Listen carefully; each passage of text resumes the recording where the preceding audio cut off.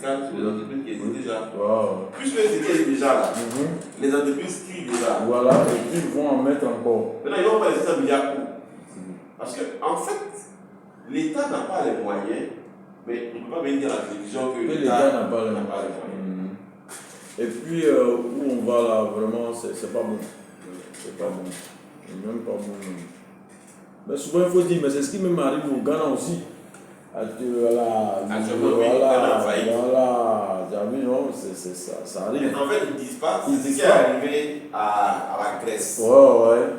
À la Grèce, il y a 3 ans de cela, un peu plus de 3 ans. C'est-à-dire qu'il faut croire que ça va pas. Et l'État est tombé en faillite. Défaut de paiement des fonctionnaires. Le problème, on pourrait s'en sortir, mais la corruption est trop ici.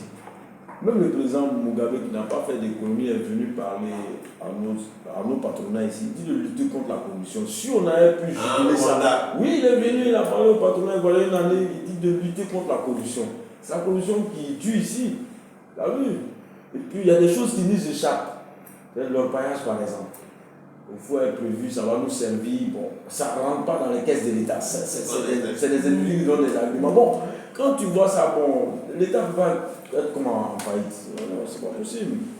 Donc c'est difficile. Hein? Donc tout le monde pleure. Le sac de riz a augmenté. Bon, si l'État a taxé les entreprises, on fait comment? C'est difficile. Hein? C'est difficile même. D'accord. Donc, on est où? Voilà. Donc, on entend maintenant les différentes stratégies. On distingue les stratégies de développement.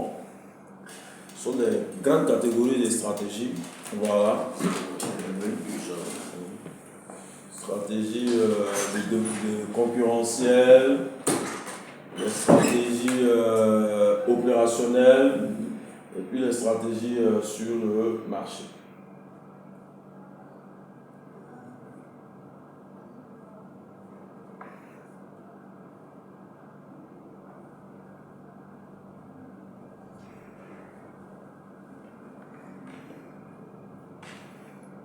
Bien.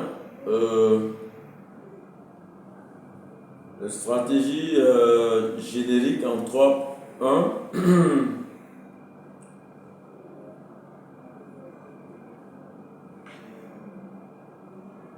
Nous distinguons, n'est-ce pas, 3 grandes familles de stratégies, appelées stratégies génériques. La première stratégie, c'est la domination par les coûts. C'est des choses que vous allez voir, mais nous, on fait ça. Voilà, mais ce sont des qualifications, la domination par les coûts. La domination par les coûts, on dit qu'elle consiste à offrir un produit de qualité comparable à la concurrence, mais avec des coûts inférieurs. Ça veut dire quoi, la domination par les coûts? Quelqu'un peut nous l'expliquer? Voilà, je vais noter, mais voilà, quelqu'un peut étayer pour que les autres puissent comprendre. La domination par les coûts. Elle consiste à offrir un produit de qualité comparable à la concurrence, mais à des coûts inférieurs. Ça veut dire ça, la qualité égale ou bas. Ou bas. Ça veut dire que toi, tu essaies de dépenser moins pour fabriquer un produit de qualité. Voilà, simplement. Ça veut dire que vous avez les mêmes fournisseurs que les concurrents. Vous faites un produit de qualité, vous vendez au même prix. Après, toi, tu essaies de faire une prospection au niveau des fournisseurs pour voir comment tu peux avoir tes intrants plus moins chers. C'est le coût de production. Voilà, c'est pas le prix. Voilà, c'est pas le prix. Voilà, le prix de production. Oui, mais ça descend sur le coût après. Oui. Donc, la domination par les coûts, ça veut dire que toi, tu crées une stratégie où tu essaies de faire tout moins cher. Ça veut dire que tes produits, il faudrait les matières premières les avoir à des coûts inférieurs. Maintenant, ton produit doit être de qualité. Voilà. Et puis là, si le produit est de qualité, ça veut dire que vous allez fixer un prix qui sera supérieur. Donc, ta stratégie, tu domines les coûts. Voilà. Tu dépenses moins et tu vends plus. Voilà, ce qu'on appelle la domination par les coûts. Maintenant, nous avons aussi la différenciation. Elle consiste à offrir un avantage perçu comme unique par le secteur entier. Ce facteur de différenciation est le même pour l'ensemble de la gamme des produits de l'entreprise. Voilà, donc, toi, tu peux décider de fabriquer ton produit en faisant la différence avec les produits des autres entreprises. On va donner un exemple. IBM se différencie de ses concurrents en offrant, n'est-ce pas, des solutions sûres. Maintenant, Apple, c'est la créativité. Compact, c'est une longueur d'avance. C'est comme souvent on prend dans les portables. On dit, ah, Samsung, ce sont les images. Bon, Techno, c'est la batterie.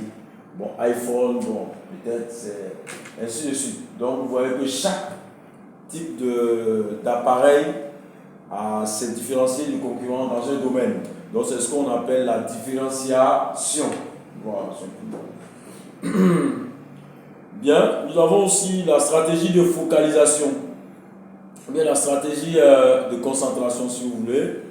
Voilà, l'entreprise concentre ses efforts sur un seul segment en proposant un avantage spécifique à cette cible. Voilà, donc vous vous concentrez sur un seul segment. Le segment, c'est le sous-ensemble homogène qui présente les mêmes besoins. Voilà, vous n'êtes pas trop éparpillé, vous êtes sur une seule cible. Voilà, donc on donne l'exemple de Porsche qui est spécialisé sur le créneau des voitures sportives et luxueuses. Voilà, tu choisis un créneau et c'est ce que tu fais. Voilà. Donc au niveau de la médecine aussi on le fait. Voilà, il y a des gens qui se sont spécialisés dans la consultation et puis les analyses. Voilà, tout simplement, il y a d'autres qui seront spécialisés en chirurgie, etc. Voilà, on dit, ah, l'hôpital en pédiatrie, ils sont les meilleurs. Voilà, comme pour ce qui a ainsi de suite. Donc, c'est ce qu'on appelle la stratégie de concentration. Voilà, simplement. Donc, voilà ce que nous appelons les stratégies génériques. Les stratégies génériques. Il n'y a pas de questions. Attention.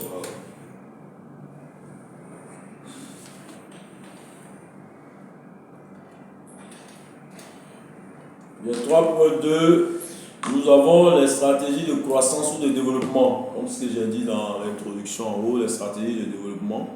Voilà, qui parle de développement aussi parle de croissance. C'est la même chose. Voilà. Donc, dans cette catégorie de stratégies de développement, nous avons plusieurs familles de stratégies. Vous avez les stratégies, la croissance intensive, la croissance par intégration, et puis la croissance par diversification. Voilà, donc c'est le mot, le concept technique marketing.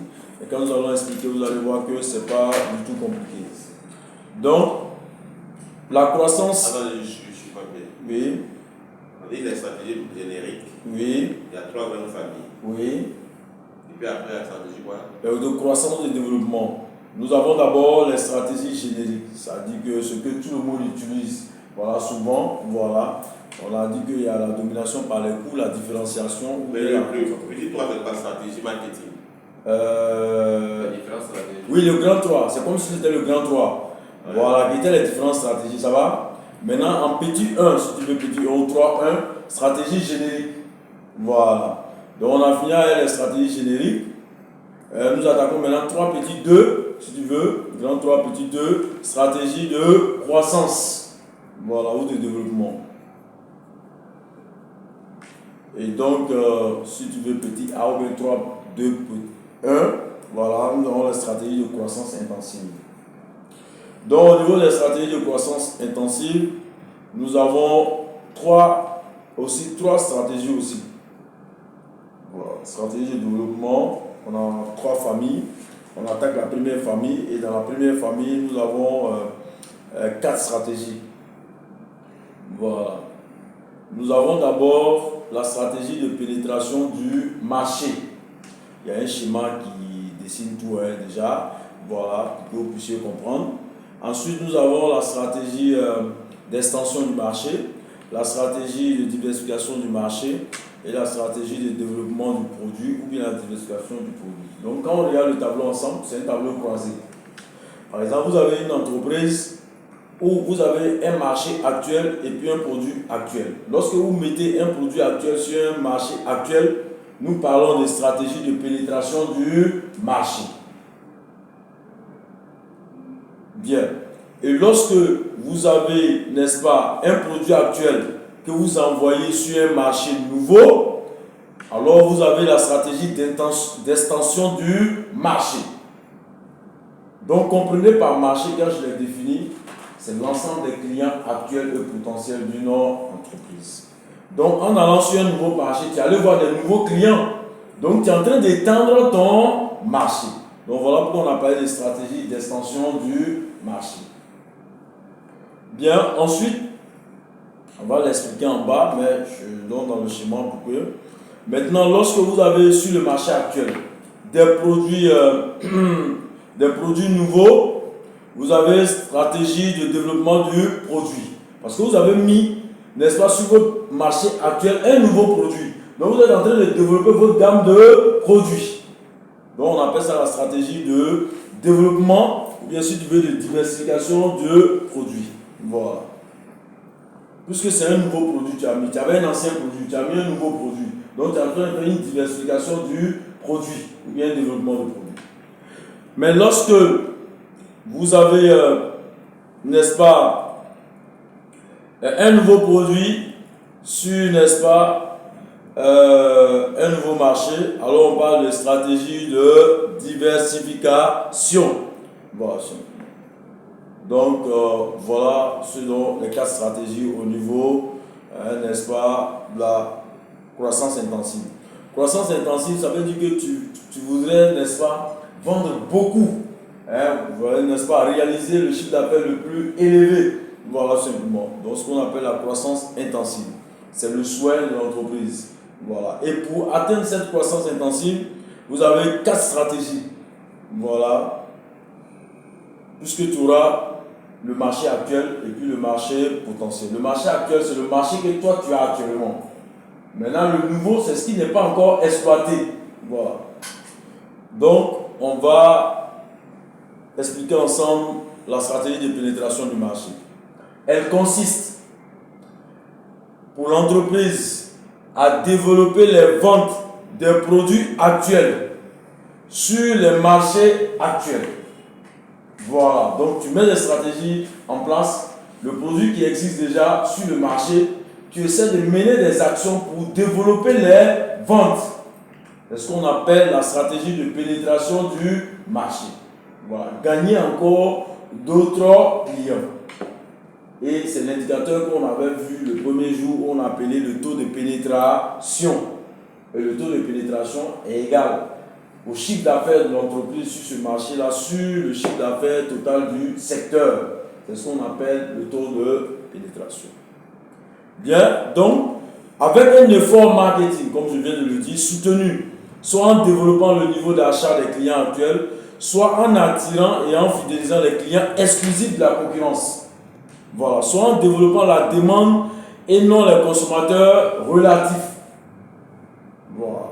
Donc vous développez la demande, ça dit que vous partez vers des clients de la concurrence, vous pouvez aller voir les clients peut-être qui ne sont pas encore informés que le produit existe, c'est eux qu'on appelle les clients non relatifs, les consommateurs non relatifs. Souvent ils n'ont pas les moyens, leur pouvoir d'achat ne leur permet pas d'acheter le produit, ou bien soit ils ne sont pas informés. Donc il faut stimuler, n'est-ce pas, l'intérêt de ceux-ci par rapport à votre produit. Ça va vous permettre de mieux pénétrer le marché. Voilà. Donc ce qu'on appelle la stratégie de pénétration du marché. Le fait de développer les produits actuels sur des marchés actuels. Voilà. On ne développe pas à coup de magie, il faut un effort marketing. Voilà, soutenu. Mais ici, pour une entreprise qui est en démarrage, il vient le produit nouveau. Et le marché aussi, on peut dire que c'est un marché nouveau aussi. Oui. Oui, elle va appliquer la stratégie, c'est comme si elle appliquait la stratégie de pénétration, puisque c'est son produit actuel qui est là. Maintenant, le marché qui est en face d'elle, c'est le marché actuel. Voilà. Si elle vient en Côte d'Ivoire, la Côte d'Ivoire va considérer comme son marché actuel avec son produit qu'elle a l'habitude de fabriquer ailleurs, par exemple. Donc, ça devient le marché actuel, elle pénètre le marché ivoirien. Maintenant, si en Côte d'Ivoire, ça commence à marcher, elle se dit, bon, il y a des pays limitrophes. Et souvent, on a les mêmes climats, peut-être on peut évoquer les mêmes besoins. Donc, je vais avec mon produit au Mali ou au Burkina. Par exemple, le produit qu'il vendait ici, il s'en va vendre là-bas. Donc, ça devient une autre stratégie. Extension n'est-ce pas, du marché. Donc les stations peuvent référence à un autre territoire. À un autre territoire, si tu veux une autre ville, si tu veux, voilà, ou bien un autre quartier, ça dépend de où toi tu fais, où tu es installé. Où tu es installé est considéré comme ton marché actuel. Voilà simplement. Maintenant, lorsque le même produit, tu le vendais à Cocody, tu veux le commercialiser à Bobo, donc ça devient extension du marché. Maintenant, si c'est un nouveau produit que tu vends sur le marché actuel, ça devient un développement de produit. Moi, ce que je ne vois pas bien, un nouveau produit sur un nouveau marché, oui. Pourquoi on appelle ça la diversification? Voilà, on va voir la définition tout à l'heure ensemble. Voilà, tout simplement. Parce que c'est diversification partout, au niveau du produit ou au niveau du marché. Oui, c'est comme si je n'existe même pas. Non, pas que tu n'existes pas, parce que tu as dit nouveau produit sur marché nouveau. Ça veut dire que, non, quand on prend la diversification, c'est comme si l'entreprise existait sur un marché donné. Maintenant, elle va maintenant sur un nouveau marché, mais pas avec le même produit. Ça veut dire qu'elle développe non seulement le produit, et elle développe aussi le marché. Ah, d'accord. Tu vois un peu? L'entreprise existe. Voilà. Sinon, ce que tu viens de dire, ça rejoint encore la pénétration du marché. Tu n'existes pas, tu crées ton produit ici, tu es en train de faire une stratégie de pénétration. Maintenant, le produit que tu vends à Cocody, par exemple, tu vas aller vendre ce même produit à Yopougon. Donc, tu es en train de faire une stratégie de diversification. Ça veut dire que tu crées un nouveau produit pour Yopougon et puis tu as créé un nouveau marché. Voilà. Donc, on appelle ça stratégie de diversification totale. Nous, en marketing, on appelle ça stratégie de diversification totale. Voilà. Parce que ça va te faire un nouveau chiffre d'affaires, un nouveau produit sur une nouvelle clientèle. Donc, tu es dans une diversification au niveau du produit ou au niveau de la clientèle. On fait que le développement des produits, c'est une diversification qui est partielle en fait. Partielle, voilà. Une diversification sur un marché, voilà, actuel. Voilà. Parce que si tu viens le produit actuel sur un marché actuel, bon, on se dit que c'est le même produit, tu n'as pas fait de diversification. Maintenant, si tu crées un nouveau produit, on peut parler de diversification du produit. Maintenant, si tu vas sur un nouveau marché, ça devient une diversification du marché. Voilà, parce que les marchés ne sont pas les mêmes. Voilà. C'est un croisement en fait. Voilà. Bien, quand on lit les définitions, il faut voir, c'est à l'intérieur. Par exemple, la stratégie d'extension du marché, on revient là-dessus, elle consiste pour l'entreprise à augmenter ses ventes en introduisant des produits actuels. Ça dit qu'elle commercialise déjà sur de nouveaux marchés. Donc, ton marché s'agrandit. Voilà, simplement. Elle peut étendre ses marchés sur le plan régional, comme je l'ai dit, le plan national ou le plan international. Elle peut attirer aussi de nouveaux segments. Voilà. Ça veut dire que sur le même marché, si ton produit était pour les femmes, tu peux faire ça pour les hommes. Voilà, donc, il y a cette stratégie. Donc, ton marché s'agrandit. Donc, extension du marché. Maintenant, la stratégie de développement, ou bien si vous voulez, de diversification de produits, elle consiste pour l'entreprise à accroître ses ventes en lançant des nouveaux produits sur des marchés actuels. Ça veut dire que tu es toujours en Côte d'Ivoire avec un produit actuel. Maintenant, tu crées un nouveau produit encore pour le marché ivoirien. Ça devient la stratégie de développement de produits, ou bien si tu veux, diversification du produit. À l'instar de ce que nous avons lu, cette définition-là, je n'ai pas noté la stratégie de diversification totale qui va donner la définition de la dernière stratégie en s'appuyant sur cette définition. C'est-à-dire un produit, la stratégie de développement, diversification totale. Comme on avait dit, l'entreprise qui existe déjà crée un nouveau produit qu'elle veut aller expérimenter sur un nouveau marché. Voilà, tout simplement. Elle n'a jamais connu ce marché. Voilà. Le produit aussi est nouveau. Voilà. Donc la stratégie de diversification totale consiste pour l'entreprise à accroître ses ventes de son nouveau produit sur un nouveau marché. C'est tout. Voilà, c'est un peu ça. Donc, lorsque vous voulez développer le produit, vous avez vu, sur les marchés actuels, soit en développant de nouvelles caractéristiques du produit, soit en créant plusieurs versions correspondant à divers niveaux de qualité, soit en développant de nouveaux modèles. Voilà, quand vous développez le produit, vous pouvez résister. Voilà. Donc voilà un peu les 4 stratégies, voilà, concernant les stratégies de croissance. Donc vous le voyez s'il y a des questions. Voilà. C'est comme quand tu vends quelque chose et puis tu as un collègue ou collaborateur qui dit bon, viens vendre ici là, je pense que ça va marcher ici.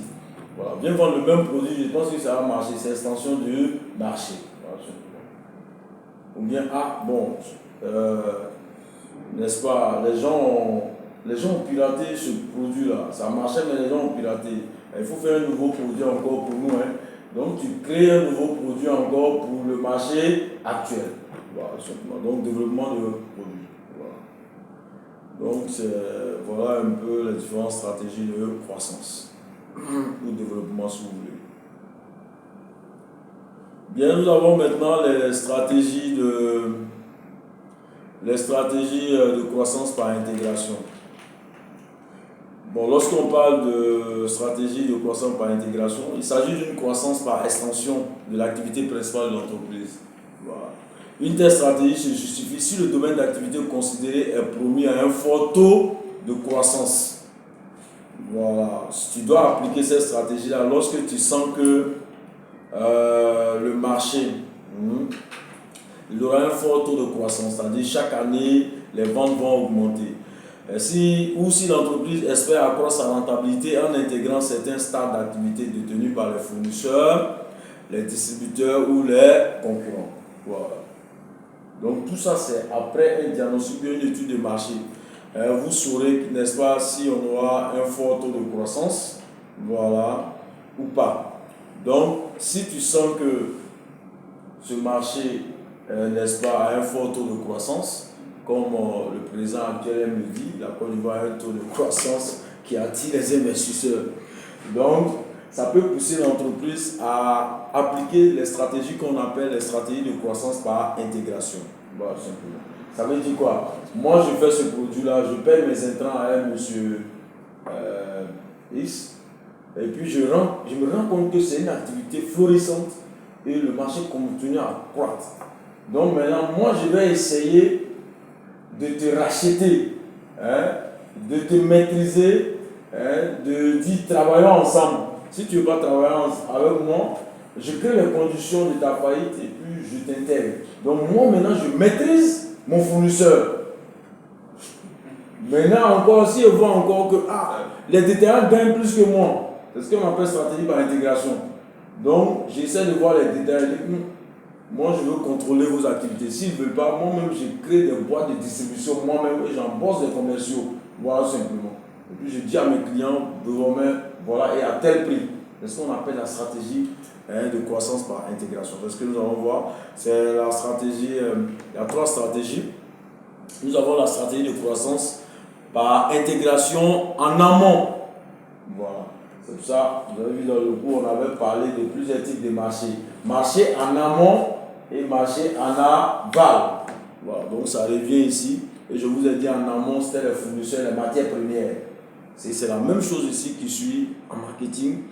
Voilà, donc la stratégie de croissance par intégration en amont, elle consiste à mieux contrôler et éventuellement acheter ses fournisseurs.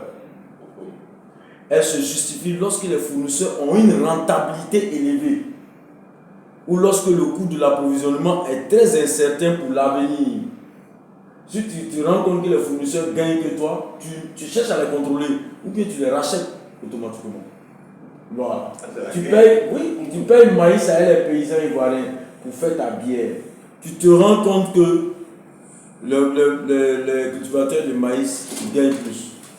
Tu dis, bon, je vais vous donner l'engrais et puis je serai le seul à payer vos maïs et puis c'est moi qui fixe le prix d'achat. S'ils disent non, tu payes des terres en Côte d'Ivoire, tu cultives le maïs. C'est comme ça. Et ils seront obligés encore de venir te vendre le maïs. Donc c'est ce qui est là. Maintenant, si tu vois maintenant que pour s'approvisionner, tantôt ça diminue, tantôt ça augmente, maintenant pour mieux maîtriser, voilà, donc tu utilises cette stratégie. Donc c'est ce qu'on appelle la stratégie de croissance par intégration en amont. Donc l'entreprise est là en amont. Voilà. Bien, ensuite, vous avez la stratégie de croissance par intégration en aval, donc l'autre côté de l'entreprise. Elle consiste à mieux contrôler et éventuellement à racheter les distributeurs. Elle se justifie lorsque les distributeurs ont une croissance et une rentabilité intéressante, ou si l'entreprise juge que les services et les conditions offertes par les distributeurs ne sont pas satisfaisants. Voilà, donc ils vont se rendre bon, vous gérez mal les clients finaux, donc nous-mêmes nous allons distribuer nos produits. Voilà, donc ce qu'on appelle l'intégration. Donc tu contrôles maintenant les distributions. Donc la distribution, voilà ce que les Libanais font en Côte d'Ivoire. Ils ont des entreprises entre eux, même si ce n'est pas les mêmes Libanais. Il y a des Libanais qui ont des entreprises à Yopougon qui vendent des produits et ils ont des chaînes de distribution. Voilà, CDCI ou bien Prosuma, souvent Ayad, voilà simplement. Donc tu vas voir qu'à Prosuma, il y a certains produits semblables à CDCI. Mais il y a des produits uniquement que tu vas trouver à Prosuma. Donc c'est comme ça il fonctionne. Donc l'intégration en aval. Voilà. Maintenant, nous avons la dernière stratégie ici. C'est la stratégie de croissance par intégration horizontale. La stratégie de croissance par intégration horizontale, c'est ce que nous avons dit tantôt ensemble sur le brain number one. Voilà. Donc, elle consiste à contrôler ou éventuellement à acheter certains de ses concurrents ou à intégrer un groupe plus important. Cette stratégie se justifie lorsque certains petits concurrents réalisent de bons résultats. Voilà pourquoi on dit qu'il ne faut pas minimiser même le plus petit concurrent. Mais il est petit, mais il fait de bons résultats. Voilà, donc, ou bien il gêne l'entreprise. Donc voilà l'exemple. Total a racheté Elf. Voilà. Donc Total était là, Elf est venu en force. Donc il dit, comment on fait? Ils sont de nous concurrencer en Afrique, il y a Elf partout. Bon, on va les acheter. On leur propose plus que donc on achète, voilà, comme ce droit a acheté number one. Donc ce qu'on appelle la stratégie de croissance par intégration horizontale. C'est-à-dire que vous êtes concurrent et tu aussi. Voilà. Donc voilà les trois stratégies par intégration.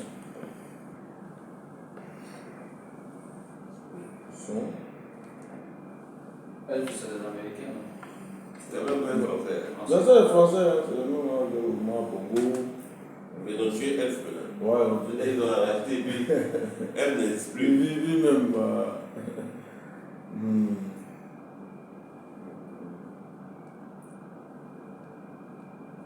C'est la guerre au Congo, là. C'est Elf qui fait la guerre. Il fait la guerre en Afrique.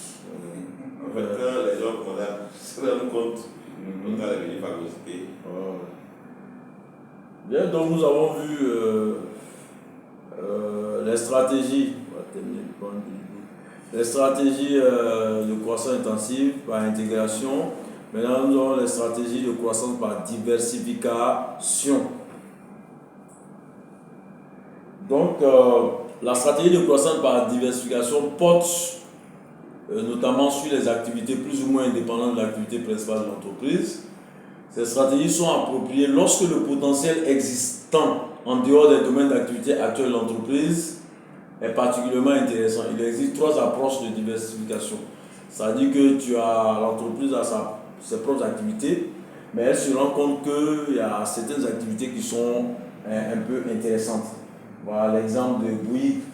Bouygues, c'était le BTP, maintenant ils sont dans la communication, etc. C'est ce qu'on appelle la diversification. Donc la première catégorie de la stratégie de croissance par diversification, nous avons la diversification concentrique. Elle consiste pour l'entreprise à introduire des activités dont la technologie ou le marketing sont proches de son métier actuel. Voilà. Si tu ne connais pas la définition du métier, c'est la raison d'être, voilà, l'entreprise de savoir-faire. Donc elle doit introduire certaines nouvelles activités technologiques, n'est-ce pas, qui sont proches de son métier actuel, mais qui visent de nouvelles couches de clientèle. C'est-à-dire que ce n'est pas la même clientèle, mais qui visent. Donc quand on prend un exemple, vous avez pour le Coca-Cola, ils ont commencé à dire qu'il y a trop de sucre dans le Coca-Cola, donc ils ont commencé à faire Coca-Cola sans sucre, voilà, pour les diabétiques, voilà, pour pouvoir satisfaire tout le monde. Parce qu'ils sont concentrés sur Coca-Cola, mais ils introduisent des technologies qui permettent de tout satisfaire. Ceux qui ne sont pas diabétiques peuvent aussi utiliser light et ainsi de suite. Voilà. C'est ce qu'on appelle la diversification concentrique. Voilà. Ensuite, nous avons la diversification horizontale.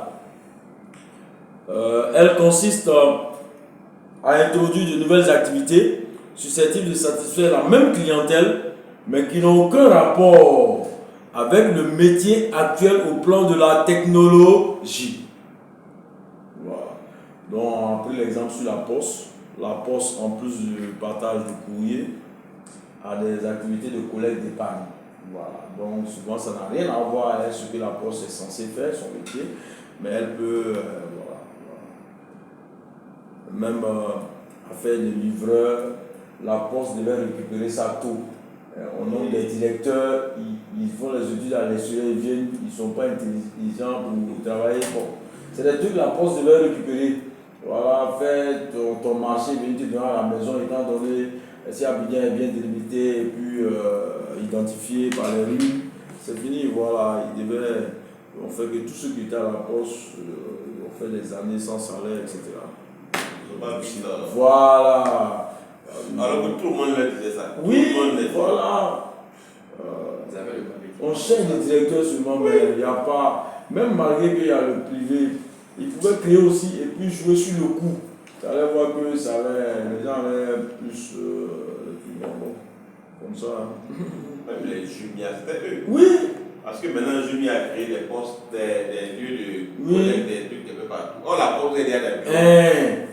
Ils ont des sites dans toutes les villes de Côte d'Ivoire à la poste. Il y a deux. Oui. Il y a 3 rouges et puis à 6 pour Ils pouvaient même aller voir Jumia, traiter avec Jumia. Voilà. S'ils envoyaient des appareils à Boaké, à Yamsoukounou, ou que voilà le client, voilà, voilà, prendre. Bon, ils n'ont pas le flair, ils sont assis comme sur l'État, ils n'ont pas d'idée. Donc voilà, maintenant nous avons aussi la diversification par agglomérat. Voilà. Elle consiste à introduire de nouvelles activités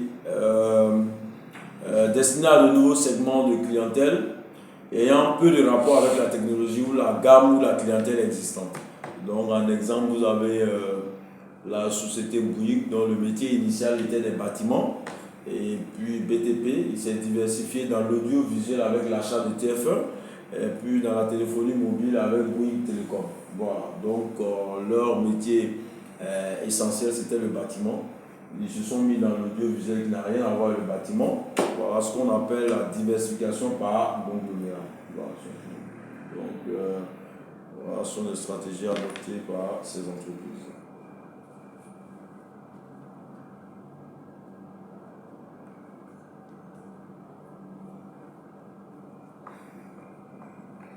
Bien, donc, il dit pour nous, on continue. D'accord, c'est mieux.